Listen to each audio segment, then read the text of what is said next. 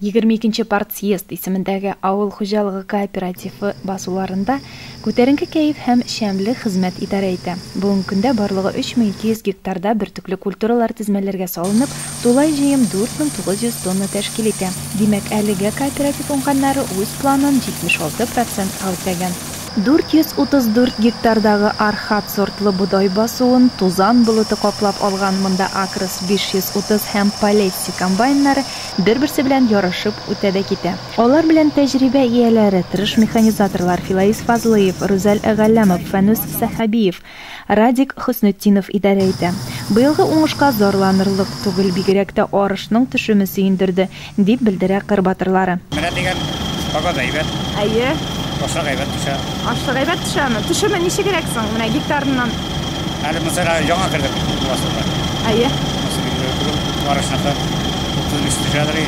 Тулы бункер сигналы булуын көтеп кенә торган өлгер водительләр Илгиз Баязитов, Илфат Абдуллин, Марсель Салимов ашлыкны җилдереп Баздамакта урнашкан ындыр табагына озата. Җыйнап алынган алтынга тиң бөртекләрне биредә машинист Забир Абубакиров, склад эшчеләре Рәмүзә Баязитова, Илфира Акмалова, водительләр Рәмил Ахунов белән Фәнил Вәлиев үз тәрбиясенә ала. Төп максат кайткан ашлыкны тиешенчә тазартып, киптереп саклауга кую. Быелгысы елны яңа тазарту комплексын урнаштырганнар, ул бүгенге көндә тулы куәтенә эшли.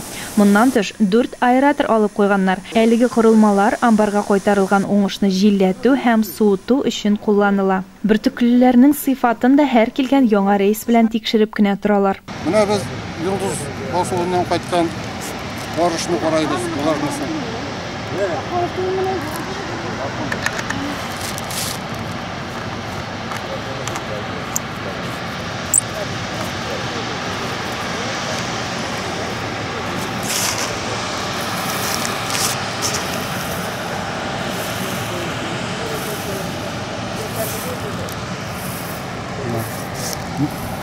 Унсеридзәсигездән кайта.